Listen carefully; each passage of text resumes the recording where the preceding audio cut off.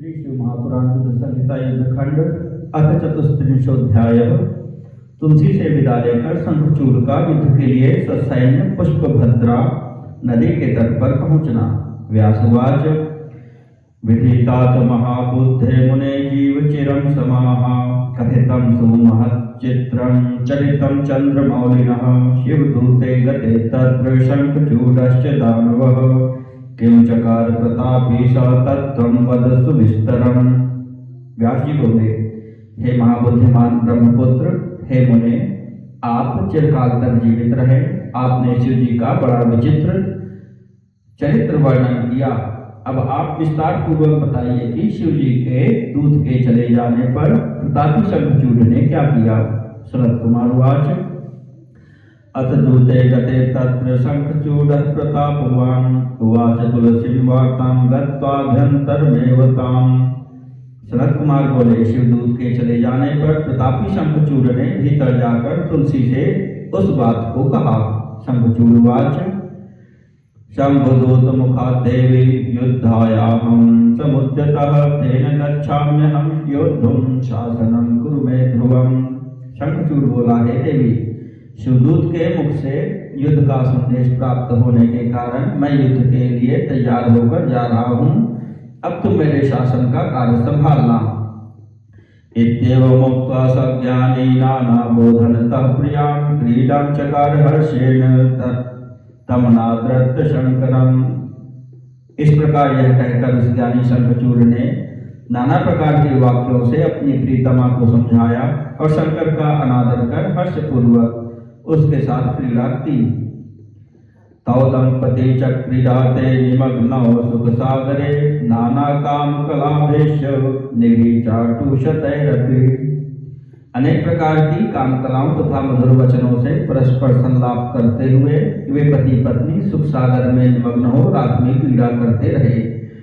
ब्रह्मो मुहूर्ते चोत्थाय प्रातः कृत्यं विधाय च नित्य कार्यं चकृत्वा ददौ दानं नंतकम्। ब्रह्म मुहूर्त में उठकर प्रातः कालीन कृत्य करके नित्य कर्म संपन्न कर उसने बहुत दान दिया। पुत्रं कृत्वा च राजेन्द्रं सर्वेषु दानवेषु च पुत्रे समर्प्य भार्यां च स्वराज्यं सर्वसम्पदम् प्रियामाश्वासयामास स राजा रुदतिं पुनः निषेधन्तीं च गमनं नानावार्तां प्रकथ्य च विजसेनापतिं वीरं समाहूय समादृतः आदिदेशस्य सन्नद्धः संग्रामं कर्तुमुद्यतः। इसके बाद अपने पुत्र को सभी दानवों का राजा बनाकर सारी संपत्ति एवं राजपुत्र तथा भार्या को समर्पित कर उस राजा ने बारंबार रोती हुई तथा अनेक बातें कहकर युद्ध में जाने से मना करने वाली अपनी भार्या को आश्वस्त किया। उसके बाद उसने अपने वीर सेनापति को आदरपूर्वक बुलाकर उसे आज्ञा दी और स्वयं सन्नद्ध होकर संग्राम करने के लिए उद्यत हुआ। शंखचूड़ उवाच अद्य सेनापते वीराः सर्वे समरशालिनः सन्नद्धाखिल कर्माणो निर्गच्छन्तु रणाय च।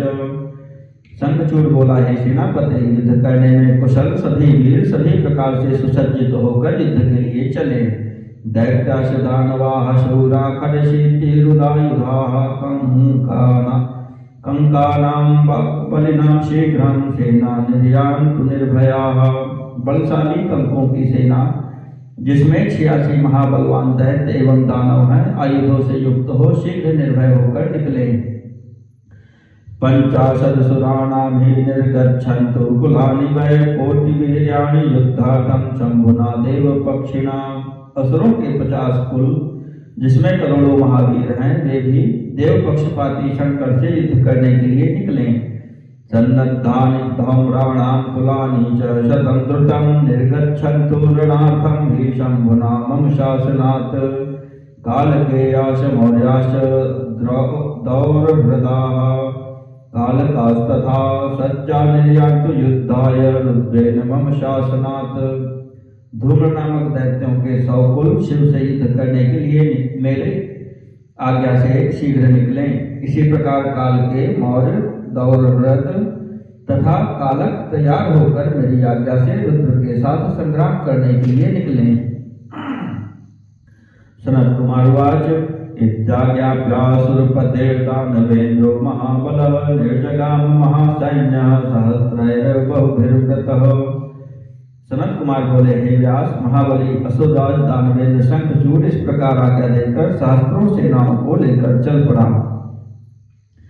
तस् सेनापतिश्चैव युद्धशास्त्र विशारदः महारथो महावीरो रथिनां प्रवरो रणे त्रिलक्षाक्षौहिणीयुक्तो माण्डल्यं च चकारः बहिर्बभूव शिबिराद्रणे वीरभयङ्करः।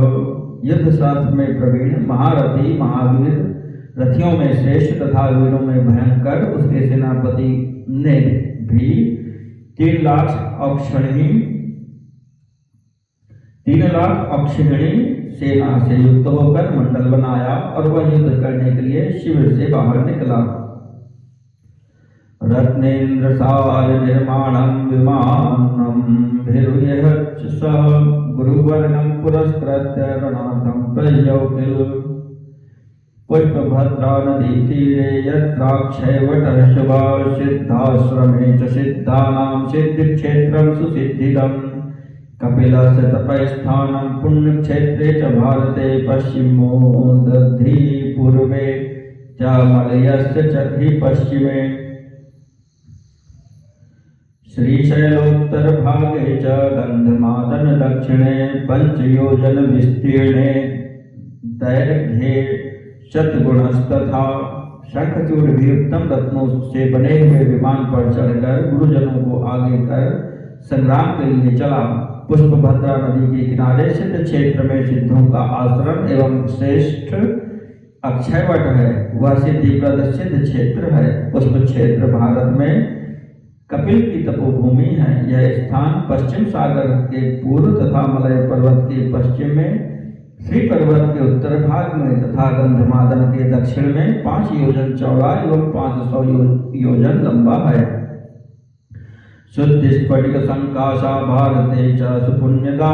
पुष्पभद्रा नदी रम्या जलपूर्णा सरस्वती लवणो दधि प्रिया भार्या शशस्वत सौभाग्य संयुता सरस्वती संस्कृता च निर्गता सा हिमालयात्। गोमन्तं वामतः कृत्वा प्रविष्टा पश्चिमो दधौ तत्र गत्वा शंखचूड़ः शिवसेनां ददर्शः। भारत में शुद्ध स्फटिक के समान जल वाली, उत्तम पुण्य प्रदान करने वाली जलपूर्ण तथा रम्य पुष्पभद्रा तथा सरस्वती नदी है, जो क्षार समुद्र की प्रिय भार्या है। वह पुष्पभद्रा निरंतर सौभाग्य युक्त होकर हिमालय से निकलकर सरस्वती नदी में मिलती है और गोमंतक पर्वत को बाएं कर पश्चिम सागर में गिरती है। वहां जाकर शंखचूड़ ने शिव की सेना को देखा। श्री शिव महापुराणे द्वितीयामृत संहितायां पंचमे युद्धखंडे शंखचूड़ यात्रा वर्णनम नाम 34अध्यायः।